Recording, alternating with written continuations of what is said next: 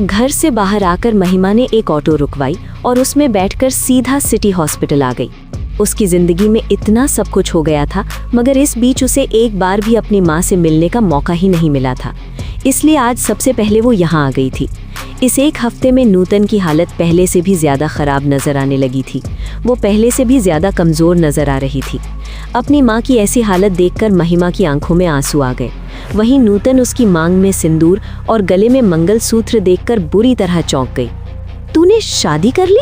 कब?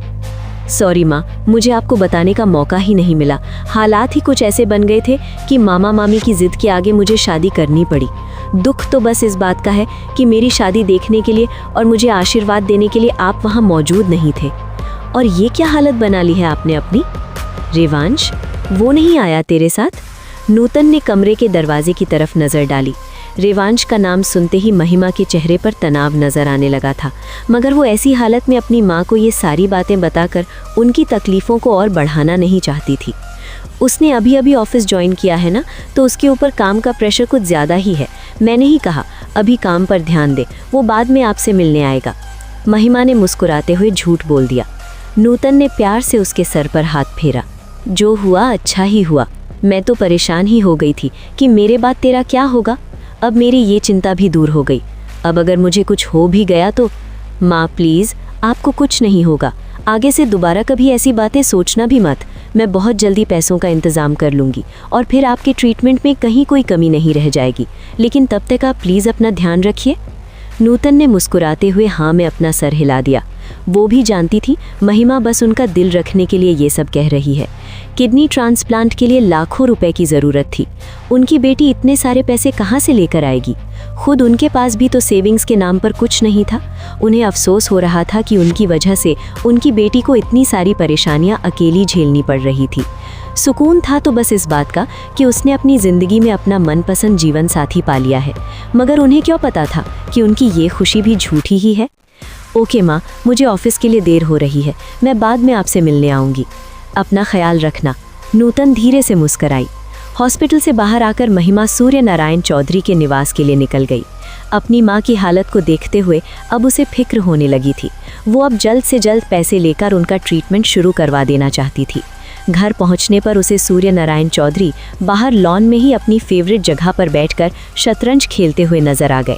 महिमा को वहां अचानक आया देखकर उनका ध्यान खेल से हट गया। महिमा, इतनी जल्दी यहाँ कैसे आना हुआ? सब ठीक तो है? मामा जी, आपने वादा किया था अगर मैं कोमल की जगह सागर से शादी कर लूँगी तो आप मुझे माँ के ट्रीटमेंट के लिए पैसे दे देंगे। मैं चाहती हूँ आप जल्द से जल्द मुझे मेरे पैसे दे दें ताकि मैं उनका इलाज शुरू करवा सकूँ। मुझे कोई एतराज़ नहीं है। तुमने डोनर ढूंढ लिया? सूर्य नारायण ने आराम से जवाब दिया। जी, डॉक्टर ने कहा है सब ठीक रहा तो अगले हफ्ते ही ये ट्रांसप्लांट हो जाएगा। ये तो बड़ी अच्छी बात है। सूर्य नारायण मुस्कुराए। महिमा ने अपने पर्स में से कुछ पेपर्स निकालकर उनकी तरफ बढ़ा दिए। ये हॉस्पिटल के बिल की लिस्ट है। ट्रीटमेंट शुरू होते ही मुझे ये पैसे वहाँ जमा करवाने होंगे। कुछ पैसे हो सकता है आगे पीछे भी हो जाए, पर वो मैं मैनेज कर लूँगी। सूर्य नारायण ने एक सरसरी सी नज़र उन पेपर्स पर डाली और फिर गंभीर आवाज़ में बोले, मुझे पैसे देने में कोई दिक्कत नहीं है, पर अफसोस है कि इतनी बड़ी रकम फ़िलहाल मेरे पास नहीं है। वैसे भी तुम्हें पैसों की ज़रूरत तभी होगी जब ये ट्रीटमेंट शुरू हो जाएगा। अगले हफ्ते तक मैं पैसों का इंतज़ाम करके रखूँगा। जैसे ही ट्रीटमेंट शुरू हो जाए तुम आकर पैसे ले जाना। महिमा की खुशी का ठिकाना ही नहीं रहा। उसे उम्मीद नहीं थी कि सूर्य नारायण इतनी आसानी से पैसे देने के लिए मान जाएंगे। अब उसे पूरा यकीन हो गया था कि उसकी माँ जल्द से जल्द ठीक हो जाएगी। उनसे विदा लेकर वो घर से बाहर आ गई। उसके जाते ही सूर्य नारायण ने अपना फ़ोन निकालकर एक नंबर डायल कर दिया। हेलो, सिटी हॉस्पिटल, मैं सूर्य नारायण चौधरी बोल रहा हूँ।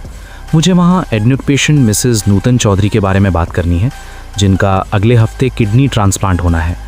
जी, पेशेंट ने खुद क्लेम किया है कि वो फ़िलहाल ठीक हैं। मैंने सुना है वहाँ एक और पेशेंट है जिसकी हालत बहुत ज़्यादा सीरियस है। वो चाहती हैं कि जो डोनर आपने उनके लिए अरेंज किया है उनकी किडनी उस दूसरे पेशेंट को दे दी जाए ताकि उसकी जान बचाई जा सके।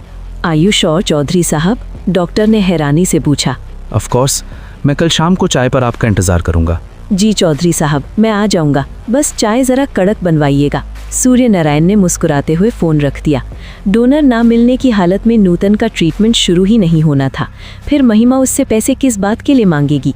रही बात नूतन की, तो उसकी हालत इतनी ख़राब थी कि अगर कुछ दिन और उसका ट्रीटमेंट नहीं हुआ तो वो वैसे भी जिंदा नहीं रहने वाली थी। उसके बाद महिमा को पैसों की कोई ज़रूरत ही नहीं पड़ने वाली थी। एक ही बार में उसके रास्ते की सारी मुश्किलें हल हो गई थीं। बिना एक भी पैसा खर्च किए उसे महिमा, नूतन और सागर तीनों से ही छुटकारा मिल गया था। अब कैसे करवाएगी महिमा अपनी माँ का इलाज? जानने के लिए ज़रूर सुनिए महिसागर का अगला भाग।